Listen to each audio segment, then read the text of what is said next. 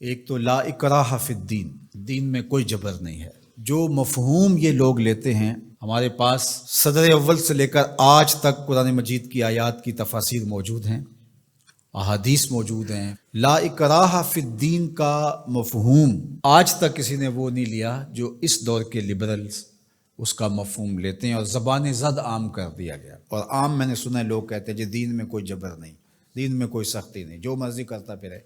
ریاست کی رٹ موجود ہے، دین کی رٹ موجود نہیں ہے، یہ کیا بات ہوئی؟ تو یہ بات ذہن میں رکھیں، فطری طور پہ اکراہ نہیں ہے۔ لا اکراہ فی الدین، کسی کو مجبور نہیں کیا جائے گا کہ تو اسلام قبول کر۔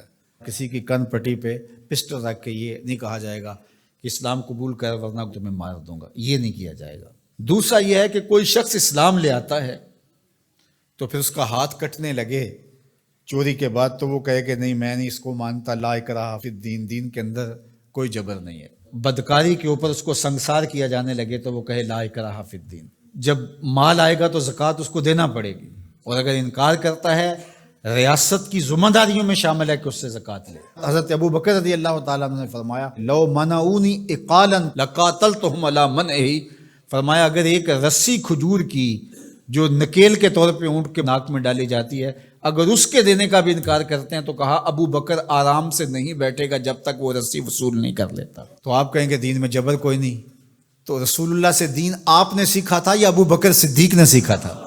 حضور کی صحبت میں بیٹھ کے دین کس نے سیکھا تھا؟ تو وہ تو یہ مفہوم سمجھے، آپ کی ریاست کی ریٹ ہے تو دین کی ریٹ کیوں نہیں ہے؟ تو چند اردو کی کتابیں پڑھ لینے سے یا لبرلز نے جو صغرے کبرے ملا کر کے خود ساختہ تشریحات دین کی اب کر رکھی ہیں اور وہ کچھ لوگوں کو بڑی اچھی چیزیں لگتی ہیں، تو وہ دین کا نیا یہ ایڈیشن، یہ اسلام نہیں ہے، اسلام دو نہیں ہے، اسلام ایک ہی ہے، وہ صدیوں سے وہی اسلام ہے جو محمد عربی لے کر تشریف لائے صلی اللہ علیہ وآلہ وسلم۔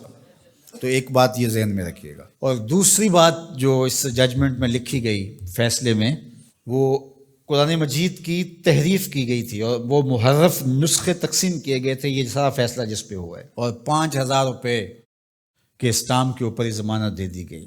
ساتھ یہ لکھا گیا کہ قرآن کی حفاظت تو اللہ نے اپنے ذمہ کرم پہ لی ہے۔ اچھا، وہ جو بونے بونے لوگ ہیں نا، وہ کہتے ہیں لو تم بات کرتے ہو، انہوں نے 2 آیتیں لکھی ہیں۔ میں نے کہا دونوں لکھی اور دونوں کا مفہوم اپنی مرضی سے قرآن کی تعبیر سے ہٹ کے لکھا۔ آیت لکھی انا نحن نزلنا الذکر و انا لہ لحافظون، اس کو ضمانت دے دی جس نے جو ہے وہ قرآن مجید کا مفہوم بدل کے ایک کتاب چھاپی۔ پہلے تو میں پوچھتا ہوں آپ سے کہ اگر پاکستان کے دستور کو کوئی اپنی مرضی سے چھاپ دے تو کیا آپ چھاپنے دو گے؟ آپ اجازت دو گے؟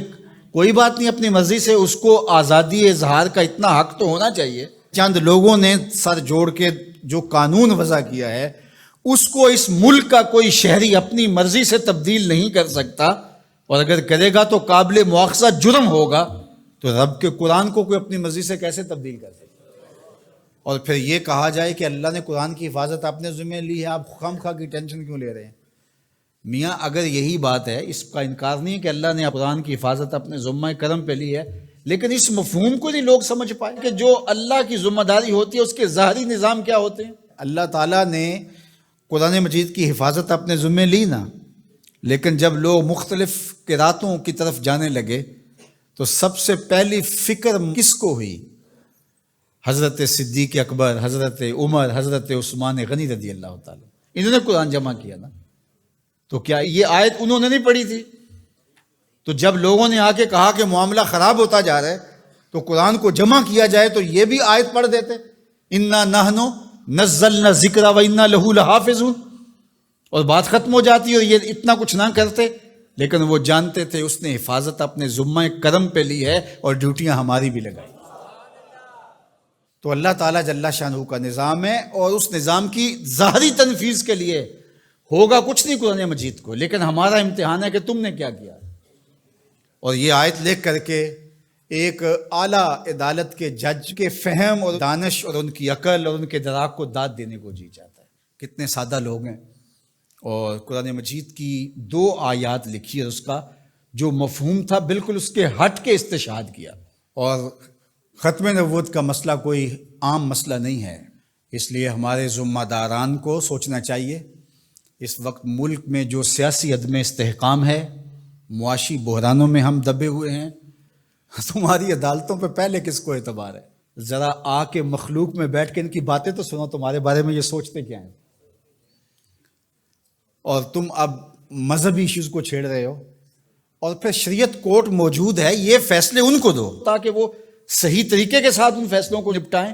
ہر چیز اپنے ذمے لے لینا اور پھر تماشا بن جانا جس طرف ملک کو لے جایا جا رہا ہے۔ کچھ لوگ تو یہ کہہ رہے ہیں کہ کچھ عالمی سازشوں کے ڈانڈے اس سے ملتے ہیں۔ میں سمجھتا ہوں کہ عالمی دسیسہ کاروں کو کچھ کرنے کی ضرورت ہی نہیں ہوتی ہے، ہماری حماقتیں ہی کافی ہیں ان چیزوں کو کرنے کے لیے۔